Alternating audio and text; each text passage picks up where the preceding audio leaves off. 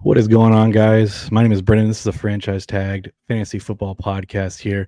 My co hosts, Aaron and Ray, are not here today, and that's okay. I'm going to walk you through the Thursday night game that just happened, and also I'm going to give you the preview of the Sunday late game slate. So let's get into it here. Lions 34, Packers 20. It was not a game. I know the score kind of indicates it. Um, let's talk about some fantasy aspects of this, though. So Jared Goff, he put up 12.4 points, 210 yards, a touchdown interception. He really didn't kill you, but he also didn't help you here. I think it'll be a QB2 on the week, unfortunately, but somebody who will help you if you did face him. I'm sorry, but Dave Montgomery, 32 carries, 121 yards, and 3 touchdowns, which in most leagues, 33 points.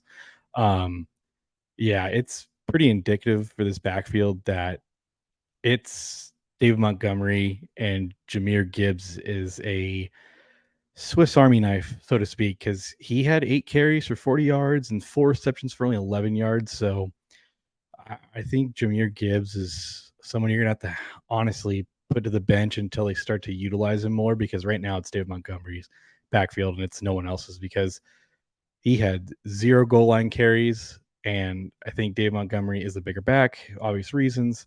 So I just don't see Gibbs taking over anytime soon unless Montgomery gets injured.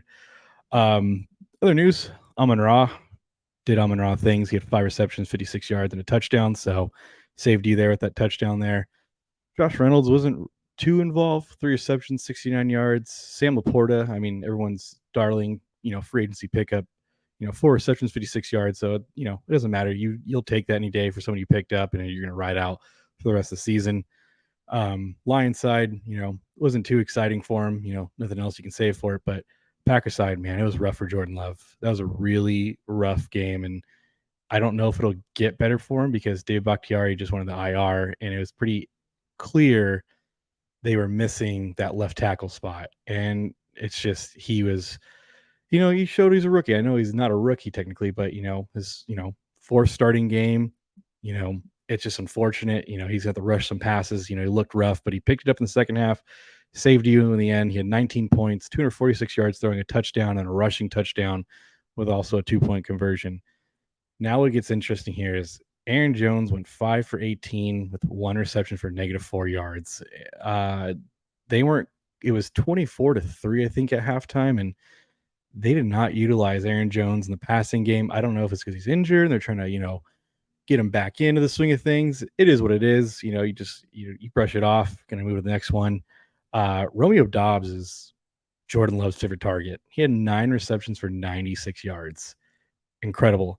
And for those that started Christian Watson, kudos to you. You were safe with that touchdown, 2 receptions, 25 yards. If you did start Jaden Reed for whatever reason, he had 3 receptions, 55 yards. So that's unfortunately the game. Again, like I said, I'm going to say this again. I think Gibbs is a hold, unfortunately. I know a lot of people took him in the third, even second round. He's just someone you have to wait on. You have to wait till he's really acclimated in the offense. I don't know what it is. It's unfortunate because he's really talented. You can see it on the field. They just don't utilize him enough, and it's really crazy. He's kind of taken over that Swift role as a lot of people have alluded to. So for some news and notes, DK didn't practice, but again, they play Monday, so it being Thursday, it's their Veterans Day off, so to speak. Jimmy G did practice. It was limited fashion. That's what you typically want to see for someone who's in concussion protocol. So he's trending towards playing. I'd still play the Chargers defense. I just think that game is just not going to bode well for Jimmy G coming out of concussion and trying to go right back at it. And then guys who were limited, Saquon and Eckler, they both were limited, so it's good signs for Saquon. You just don't know what he's going to happen. He plays Monday, so if you have Matt Breida, that's good for you. But if you don't, I don't know if you want to wait till Monday. You're going to probably wait till Saturday with that last practice and see what they do. Game time decision will really scare me. I don't know if I have the waivos to roll them out. If you have a better option, please pivot towards that. But Eckler was limited today again, so Friday will kind of be the final report and see what he does moving forward for Sunday's game. He wants to play, and for us fantasy players, he's pretty adamant in our spectrum of the scene of the field, I would say, so to speak. And he's letting us know every step of the way, which is really cool from him in that aspect. But that's what I have for news and notes. Let's get into the Sunday late games here. The first one, we have the Raiders at the Chargers. Opening line is 47.5. The Chargers are favored by 5.5. Let's start with the Raiders side of the ball.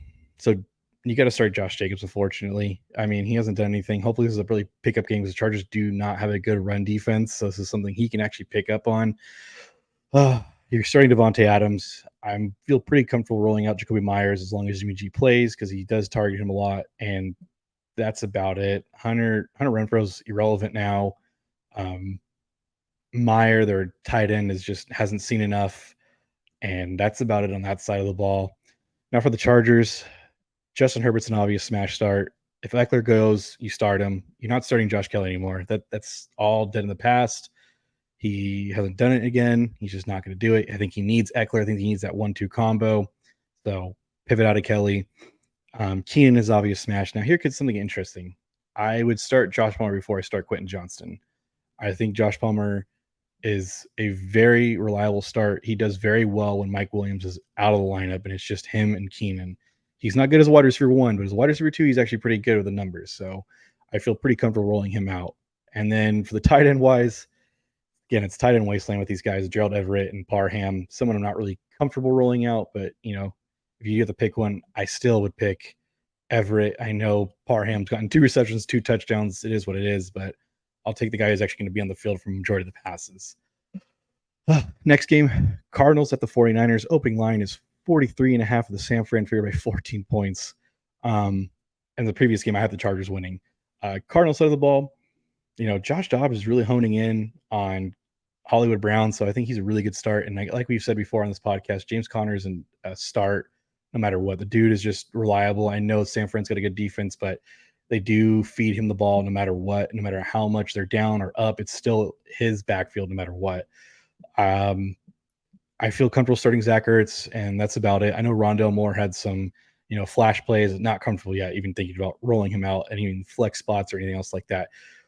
49ers side of the ball. Now, this could be really interesting because this game is going to be has a spell of blowout. So you're obviously starting the guys you're going to have to. So George Kittle, I think Brock Purdy is a good start this week, but you just don't know who's going to get a B. CMC could run in for, a couple touchdowns and Brock can only throw for one and then just kind of cruise the rest of the game. But I feel comfortable starting Brock in this game. Debo, Brandon Ayuk, all guys I feel really comfortable starting.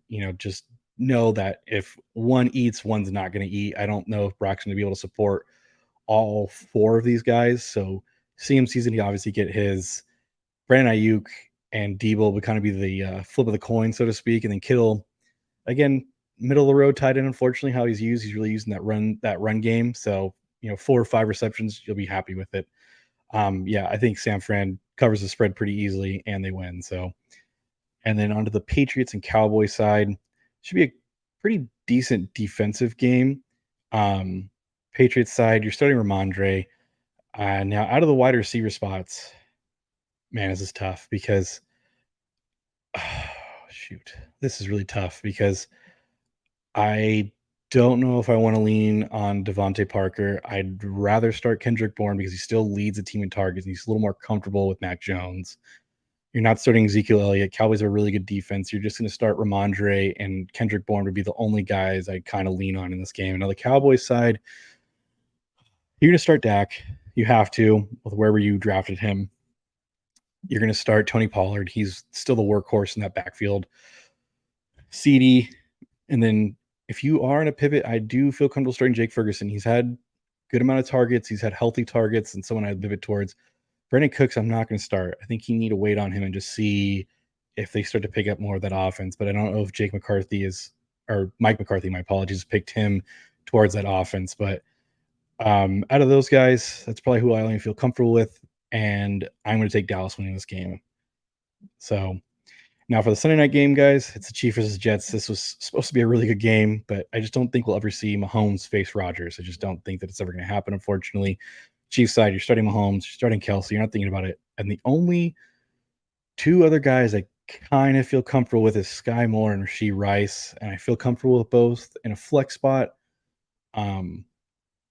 I just think they're both going to get something. Rashee Rice stopped twice in the goal line last game. He would have had 2 touchdowns. It's really unfortunate, but I do think Sky Moore is going to start to get more acclimated. I think he needed Travis Kelce. I know that first game was a really big dud for him, but he's not a one. He's a two, and he needs that one to get open. I think he will get his as the season goes on.